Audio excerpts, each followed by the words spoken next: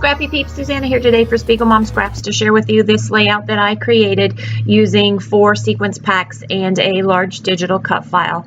I also used a kit from the scrap room, and those are the pattern papers and embellishments that I used. So first I took some Shimmerz. Some of them are from the Spiegel Mom Scrap store, and unfortunately many of them are sold out, and some of them are just from my own personal stash, and I used some mixed media to create the gold in the background.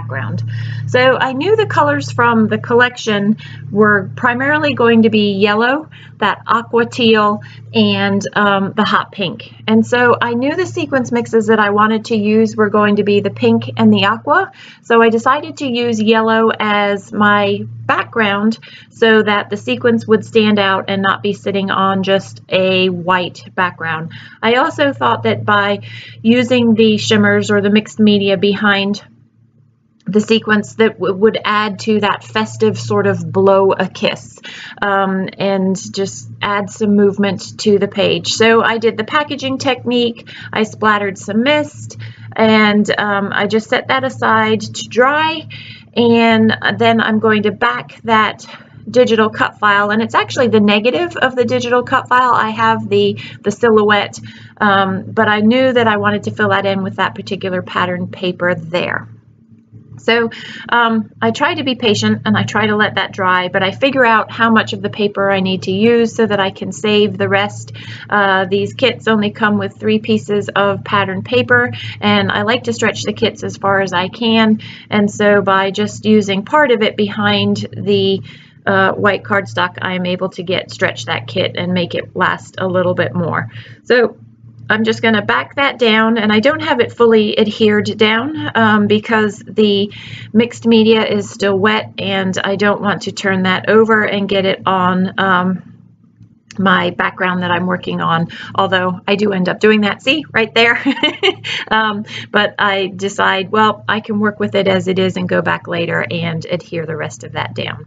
So that is the foundation of the layout. I have 2 pictures of my daughter last year on her 11th birthday. One of them is darker with the candles lit, and the other is lighter with her sitting there with the candles blown out already, and I liked both of those pictures, so I'm going to put them side by side. So that is a long strip of washi, which I'm going to use as a border down the bottom. And then I knew I wanted to use this pink up the top because the primary colors really are going to be the pink and the gray in the layout, other than because I've already got that huge thing of teal in there. So I thought I would use that selvage strip there along the top with the pink, but it ends up being too much of the aqua tealy color. And so I decided that I really needed that gray that's down the bottom. And I'm going to find the best matching gray that I can from my stash and just put that up the top. So you see how that's just too much of the same thing. It really needs, because of the darkness in one of those photos, it really needs that same color up the top. So I did have this pattern paper, but unfortunately the candles were going to be going the wrong way, or you couldn't see them. So that's why I decided to anchor down this piece, and there's the matching cardstock that I got from Basil. And I'm just going to put a thin strip, and I really like the way it's not quite the same, but it's the closest I could get. A lot of it, the reason that it's not close is because it doesn't have the translucency that the washi sort of strip has down the bottom, but that's okay. They're far enough apart that it serves the purpose of grounding the layout, and it's far enough away that it's not too distracting. So I'm going to adhere that down and then butt up that pink washi with the gold foil in it next to it, and call that my header, and then I'm all set with my footer. So originally my intent had been to put a lot more in the silhouette, but I actually liked it just the way that it was. What I am going to do, I believe I do it off camera, is I'm going to use a gray souffle pen and outline just on the inner border of that cut file to make the silhouette stand out just a little bit. So the 3 sequence mixes that I'm using here are Teal Me Tomorrow, Rose Wine Explosion, Wild and Free, and Unicorns and Rainbows. And I'll link you to the shop and write the names of those in the description box down below. But I love the way that they just create a really an explosion of kisses coming from the silhouette. When I saw this cut file in the silhouette store, I thought, oh, this is perfect for Sequins. And I thought it was a great way to do a birthday celebration layout. So I placed them all where I wanted them, and then I just used my fine tip applicator glue bottle right there with Scotch Quick Dry adhesive in it to adhere all the sequins down, and they are stuck down perfectly. So that gives me the look that I'm looking for in that layout.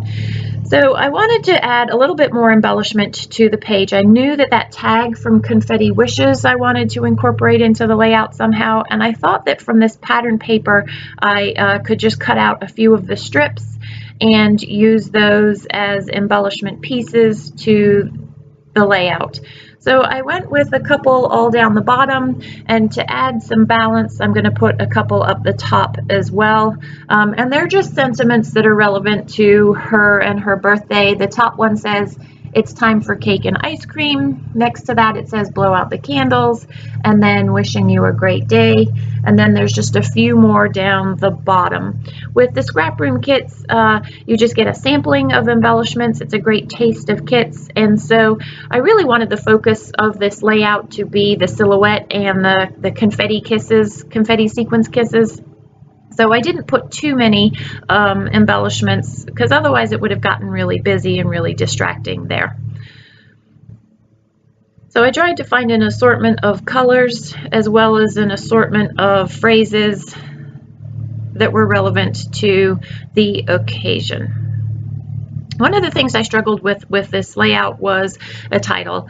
I didn't want to put happy birthday, I didn't want to put birthday wishes, and with those particular letters I actually tried putting birthday wishes, birthday kisses in the silhouette there, but it didn't look right. You lost the effect of the silhouette by filling it in with stuff.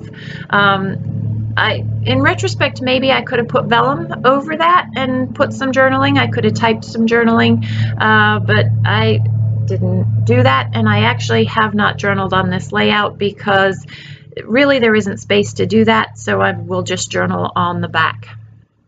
And actually, this is not the first layout that I've done of this 11th birthday, or it will not be the first. And so I more than likely will not journal on this particular layout, but will tell the story on another layout because her grandparents were here and I want to tell that story as well.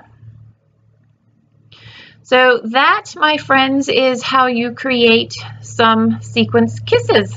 And I will link you to the sequins that I use down below. I'm going to put some twine in the tag. I hope you have enjoyed this process video. If you have any questions, don't hesitate to leave them in the box down below, and I will try to get back to you as soon as I can. I hope you're doing well. I hope you enjoyed this process video. And yes, I've said that twice now. Have a great day. Take care.